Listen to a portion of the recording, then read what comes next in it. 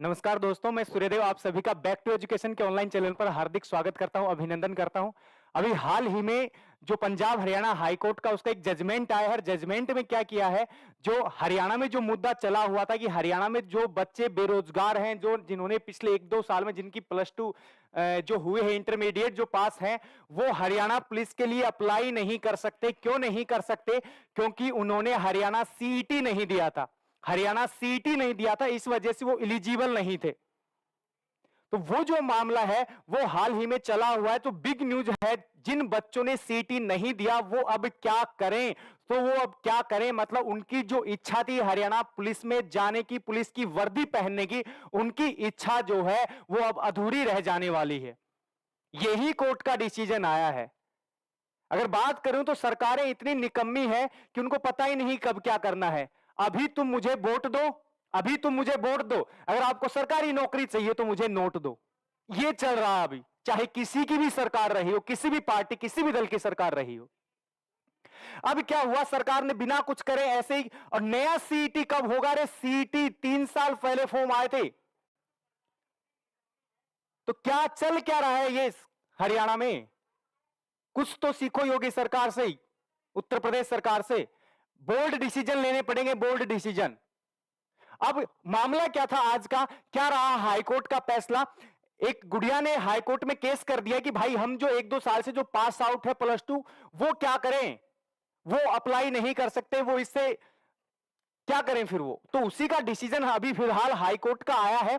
तो हाईकोर्ट का जो डिसीजन है वो क्या है, उस पर अपन बात करने वाले हैं। जो अंकिता एंड अदर्स ने केस किया था versus state of Haryana, versus state of Haryana, और इसका जो स्टेटस है, स्टेटस क्या रहा है, कोर्ट ने, हाई कोर्ट ने डिसमिस कर दिया 26 फरवरी 2024 बाई होनेबल जो जस्टिस है विकास बहल के द्वारा।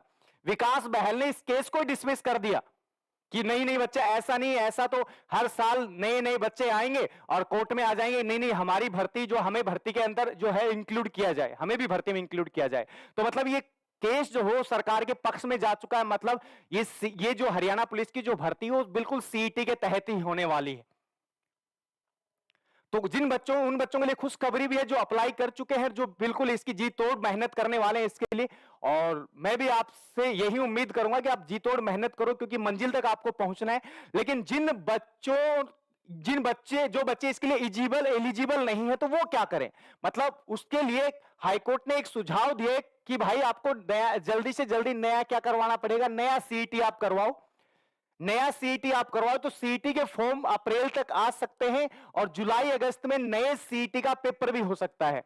तो जो मेरे भाई बहन, छोटे जो बच्चे हैं, भाई बहन हैं, वो फिलहाल जो +2 जिन्होंने की है वो अभी से तैयारी में जुट जाओ। नया सीईटी जो है वो बहुत जल्द आने वाला है, और उस सीईटी के तहत जो भी नई हरियाणा पुलिस की जो भर्ती आएगी वो इस सीईटी के तहत आप कवर कर पाओगे, इस सीईटी के तहत आप कवर कर पाओगे।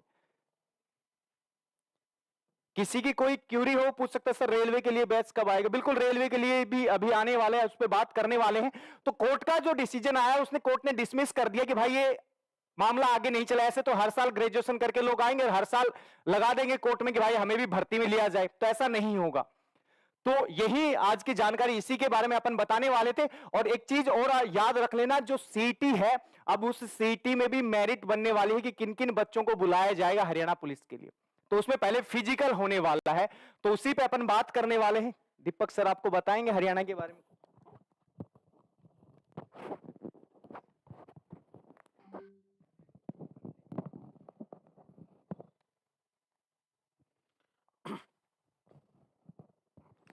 जैसा कि सूर्यदेव सर ने बताया अभी आपको कि जो हरियाणा के लिए जो बच्चे सीटी क्वालिफाई, जो नया सीटी नहीं हुआ है, और जो बच्चे सीटी क्वालिफाई है वही इस फोरम को भर पाएंगे।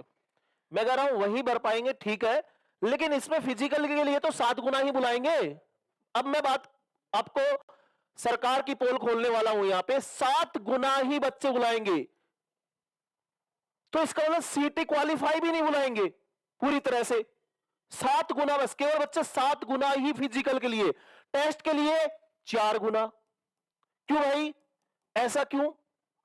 2020 के अंदर फॉर्म लगे थे, निकले थे सीईटी के, उसके बाद सीईटी का पेपर हुआ, आज 2 साल हो जाती है, 2 या 3 साल होने जा रही है सीईटी को। क्या इस 2 साल के अंदर जो बच्चे हैं, क्या उन्होंने 2 साल में, यदि जिन बच्चों ने तैयारी की है 2 साल तक, क्या वो खराब चली जाएगी? 2 साल की तैयारी बच्चों की खराब चली जाएगी? बच्चे 24,000 बच्चे ही इस पेपर को दे पाएंगे, बाकी बच्चे क्या करें? अगले सीईटी का इंतजार करें, ऐसे 5 साल फिर गुजर जाएगी उनकी। तो क्या आपने वास्तव में बच्चों के लिए पंचवर्षीय योजना बना दी है एक तरह से? तो मैं ये कहता हूं कि अब आप इसको सीईटी से बाहर रखने की बात की थी, तो अब सीईटी से बाहर रखिए ना इसको खट्टर साहब। कौन सा शेयर गिर जाएगा, कौन सा हरियाणा बर्बाद हो जाएगा यदि आप सभी को एक तरह से इसको फॉर्म भरने के लिए एक तरह से अनुमति दे देंगे? कोई शेयर मार्केट गिर जाएगा, क्या हो जाएगा? आपके खर्चा ज्यादा आ रहा है, बच्चों से ले लो, जहां 50 रुपए लेते वहां 100 ले लो, पैसा नहीं है तो। पर बच्चों को तैयारी का एक मौका तो दो कम से कम। अगले सीईटी की गोली पकड़ा दी, क्या ही मतलब है? मैं कह रहा हूं कि हो क्या गया है, कौन बैठे तुम्हें, कौन ये ज्ञान दे रहे हैं ये यार? मतलब बच्चों के जीवन के साथ, युवा के जीवन के साथ खिलवाड़। योगी जी ने कहा था युवा के साथ, जीवन के साथ खिलवाड़ है वो राष्ट्रीय पाप है।